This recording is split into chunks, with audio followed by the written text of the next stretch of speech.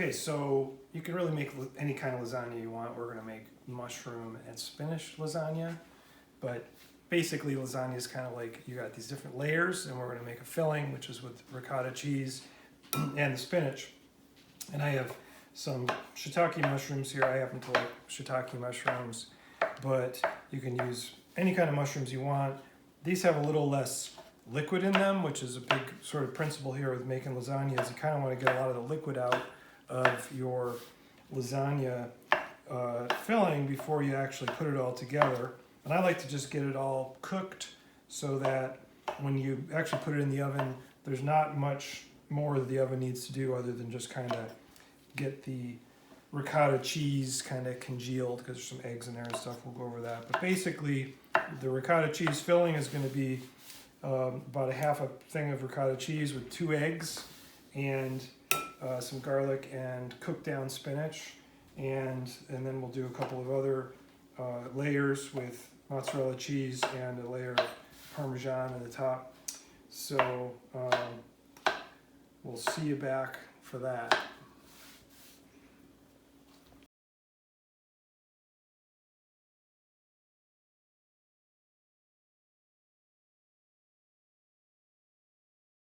So we're just going to cook down the spinach, so a little olive oil and some garlic, which I don't want to get the garlic in there too much right now because I got to stir it around before the spinach gets in there. So I'm leaving it on the side of the pan because it's hot. And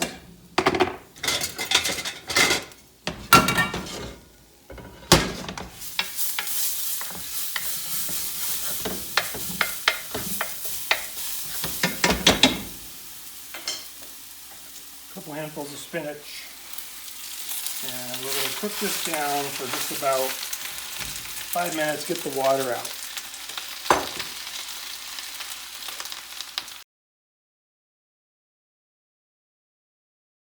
Now we're going to make the filling. So we have our spinach and garlic here. We've got about a half a thing of ricotta, and we'll use the last half for the last bunch of lasagna. Okay. And we're going to use a little bit of pepper.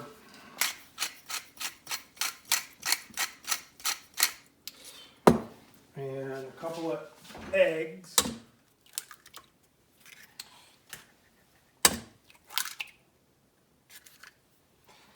And a little bit of salt.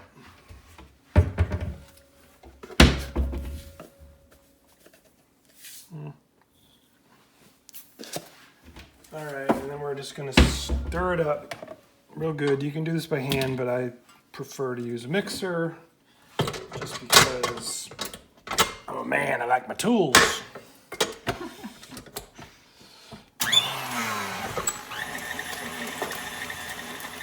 All right, folks. So what we have here is 6 beautiful lasagna noodles. They're not all perfectly shaped or whatever, but that's not really what we do here. We probably need 4 to 5. We have 6. Now, with lasagna, you have at least 3 kinds of cheese, or at least 3 that I like to use. And there's, very different qualities of what we're looking for in these cheeses. Like I said, the filling earlier is the ricotta. So that's going to be for flavor, for texture, for this middle layer. I'm going to show you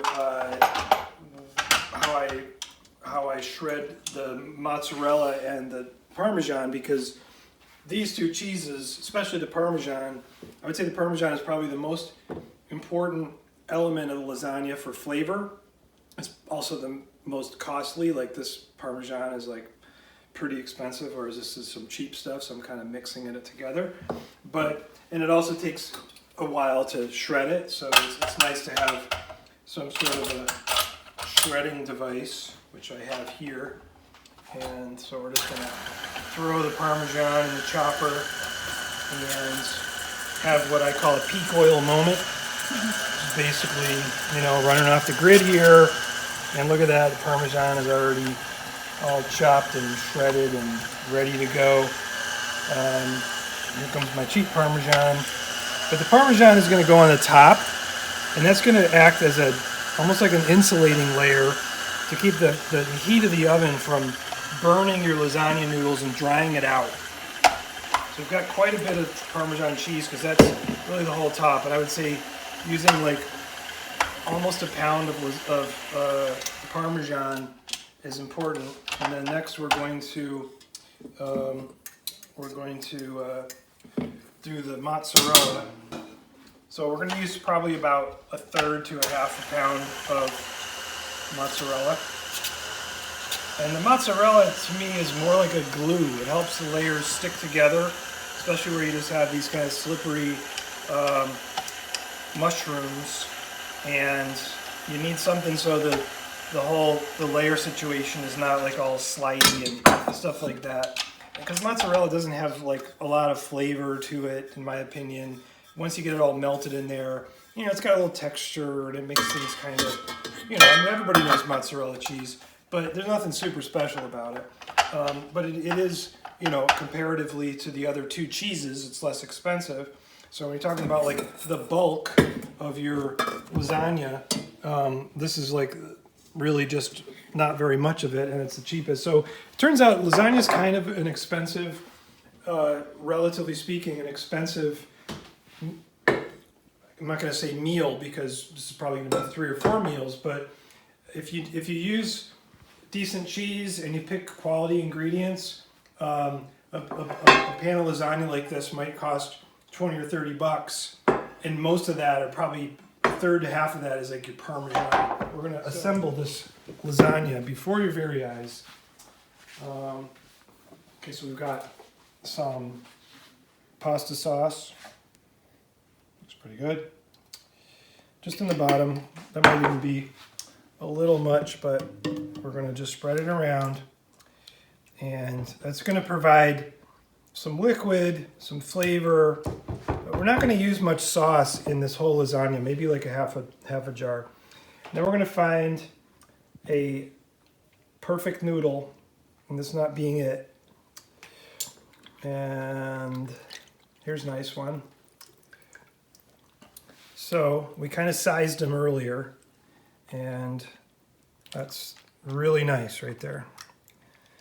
So now the next layer we're going to make is the ricotta, because there's going to be more heat coming from the bottom than there is from the top, because the top's going to be kind of insulated, like I said, with the Parmesan. So I'm going to put the ricotta layer on the bottom, because really out of everything here, the only thing that's not cooked is the eggs in the ricotta. It's the only thing that really needs to kind of experience oven temperature in order to like change quality. So the lasagna will essentially be done when this layer hits about 145 degrees for over 2 minutes. So it's not very hard to get that to happen in a hot oven. And so if you're giving the lasagna away to a friend or something, it's better to just assemble this sort of lasagna where everything's pre-cooked and the water's all out of it and everything, and the noodles are pre-cooked, and just put it in your freezer, give it to them, tell them it needs to be cooked for, whatever, 30 minutes or whatever. But you don't have to like cook it and then give it away, if that makes sense. So if you're gonna have it for tomorrow night's dinner, put it in the fridge uncooked. All right, so here's another layer. We're gonna take our noodle out. And by the way, lasagna does make a very good gift, especially if people are going through a hard time, if they're having a baby and it's hard for them to cook, or if their, a relative dies or something like that. Who doesn't like a lasagna? In fact, this lasagna pan I gave away, or I lent to a friend of mine whose son had been involved in a very serious altercation at a bar in downtown Seattle about 10 or 15 years ago. And I gave her this lasagna after that happened, because her son was in the ICU for a long time and everything. And then it was probably 10 or 12 years, she kept promising, oh, I still have your pan. I'm like, oh, yeah, don't worry about it, whatever. I mean, I got this pan in Paris. It's a beautiful Le Creuset, lasagna pan, enameled steel. Anyway, so about, I don't know, maybe about 3 months ago, finally she saw some stuff that I'd posted on Instagram, and she's like, I really got to send you that. Give me your address. So she's finally sent it. And I swear I've probably cooked in this pan between making brownies and lasagna like easily, I don't know, 15 times in the last 2 months. So Kelly's shaking her head because she's basically knows I'm not lying. All right, so here's our next layer. I'm going to put a little bit of mozzarella down. So like I said, this is kind of like, this is going to glue these layers together. I'm going to take these shiitake mushrooms that we sauteed with a little bit of garlic and some olive oil and some white wine. And then I got some, just some jarred roasted red peppers that I'm supplementing this with for flavor and color. And so you got a little bigger spot there. We got some quality control going on over here. Okay, so I'm going to put a little bit more mozzarella on here, even though it pains me to see those beautiful colors go, but we'll see them again when we eat them. And now we're going to find another perfect lasagna noodle. I just ripped one. These are a little bit friable today, meaning like they're ripping a little bit, but that's okay because you just kind of, as long as you more or less keep it like this, no one will ever experience this rip in there because it's a layer, right? Okay, now the next thing we're going to do, we're going to just kind of like try to squeeze at least another layer of noodles in there by adding another layer of something. So we're going to put a little bit more sauce in there, and maybe to keep it You got a hole over there. is okay. I'm making it a lasagna. I know what I'm doing.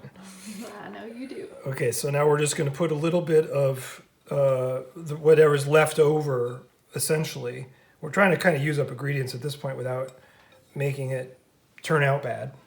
We have to keep in mind that we have to accommodate all that Parmesan on the top, but we want to put at least one more layer of noodles on here just to kind of get these beautiful noodles put to good use. And so we're going to take this noodle and we're going to unfurl it and get it to accommodate the surface of this beautiful, beautiful lasagne.